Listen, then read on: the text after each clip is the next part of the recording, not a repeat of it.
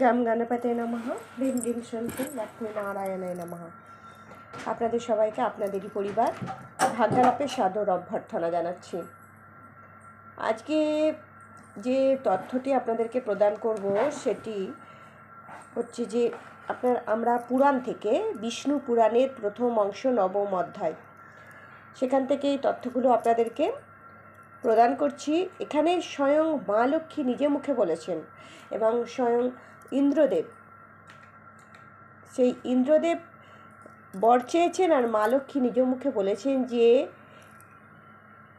যেই কাহিনী আপনাদেরকে বলছি সেটি যে শুনবে বা পড়বে সকাল সন্ধে, সে তার তিন কুল মা লক্ষ্মীর কৃপা লাভ করবে, অর্থাৎ কখনোই তার ধন নাশ হবে না। তাই সবাইকে অনুরোধ করব এটি সকাল সন্ধে শোনার জন্য। যখন সমুদ্র মন্থন হচ্ছিল তখন ধন্বন্তরী দেব কমণ্ডল হাতে সেই সমুদ্র মন্থনের সময় উত্থিত হয়েছিলেন এবং তার হাতে ছিল অমৃত, অর্থাৎ যেটি পান করলে কেউ কখনো মারা যাবেন না, অবিনশ্বর হয়ে যাবেন। তার আগে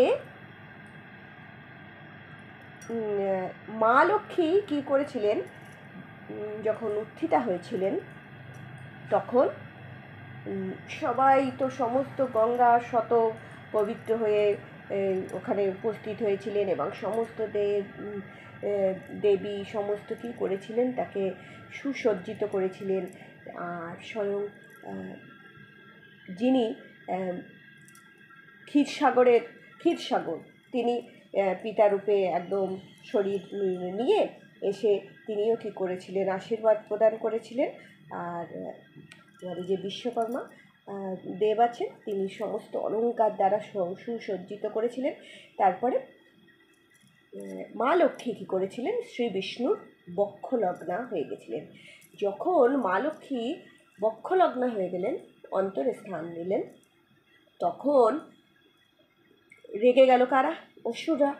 তারা তখন জোর করে ওই ধন্বন্তরী দেবের কাছ থেকে কমণ্ডল ছিনিয়ে নেওয়ার চেষ্টা করল।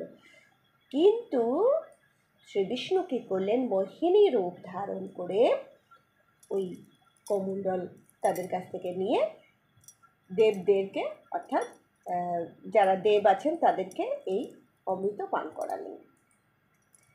এরপরে রেগে গেল অসুররা, দিয়ে তারা যুদ্ধ করার চেষ্টা করলো দেবতাদের সাথে।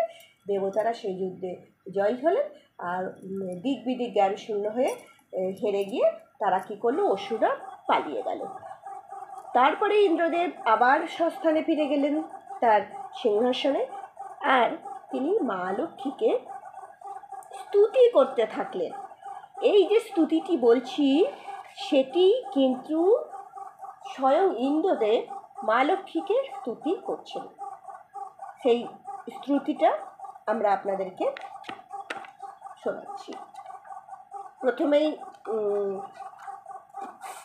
ইন্দ্র উবাচ নমস্যে সর্বলোকানাং জননীং যশম্ভবং শ্রিয়মুনিন্দ্র পদ্মাক্ষীং বিষ্ণুবক্ষস্থলস্থিতং পদ্মালয়ং পদ্মকারং পদ্মপত্রনিবীক্ষণং বন্দে পদ্মমুখীং দেবীং পদ্মনাভপ্রিয়ামহং তং সিদ্ধিস্तं সাধা সহাশোধা तं লোকপাবনী সন্ধ্যারাত্রিপ্রভা ভূতিরমেধা শ্রদ্ধা সরস্বতী যজ্ঞবিদ্যা মহাবিদ্যা গচ্ছবিদ্যা চ শোভনে আত্মবিদ্মা চ দেবী तं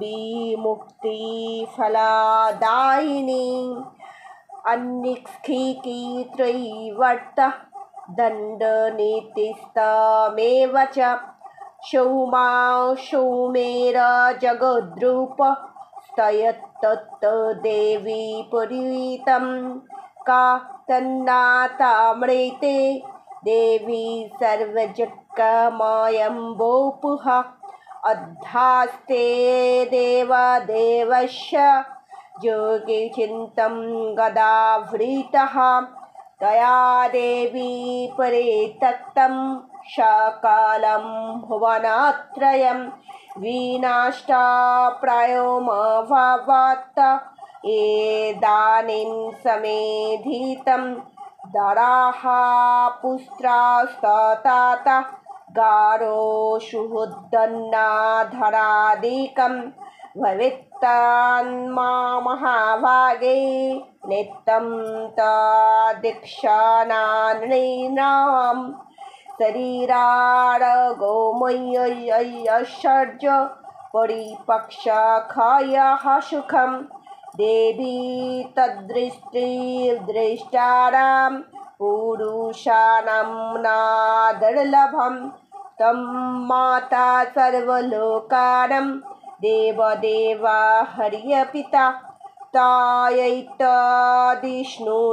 चाम्ब जगत्व्याप्तं चराचरां मानः कोशं तथा गुष्टं मा गृहं मा परिच्छदं मा शरीरं कालत्रं च त्यजेताः सर्वोपावने मा पुत्राणां सुहृदर्गं मा पश्युन्नं विभीषणं त्यजेता मम देवस्य विष्णुर्वक्षः स्थलालये सत्येन सत्यशौचाभं तथा शिलादिभिर्गोहिनः त्यजन्तते नरः शब्दाः सन्तप्ता ये तयामले तया विलकिताः सद्यः शिलादैरखिलगोहिनः कलिश्चर्याः जिज्यन्ते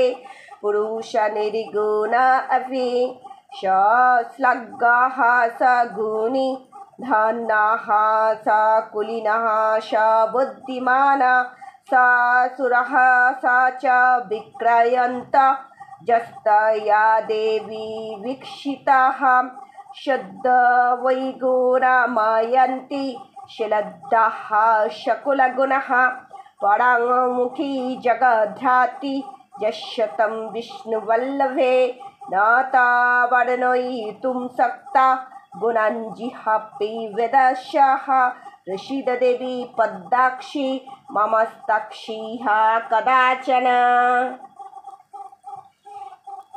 এরপরে কি করছেন শ্রী লক্ষ্মী দেবী, কিন্তু বলছেন যে परितुष्टाप्सि देवेश श्रुतेनानेन ते हरे वरं मृण्यश्च ज्योतिष्ठ वरोदाहं तवागता इन्द्रोवाच वरदायदि मे देवी वराहोराजदि व्यपहं त्रैलोक्यं नयातया त्यज मे स मे हस्तु वरः परः स्तोत्रेणायस्तोत्रैतेन तं षष्ठस्तोब्धिसम्भवे स तया न परित्यज्य द्वितीयस्तु वर मम। श्रीर्वाच त्रैलक्ष्यं त्रिदशो सृष्ट न शन्तस्खमि वासव दत्तवर मया यस्ते स्रष्टाराधनतृष्टया यस्य सायं तत प्रातः श्रुतेनानेन मानवः ममुस्तयष्यति न तस्यहं भविष्यामि পরামুখী।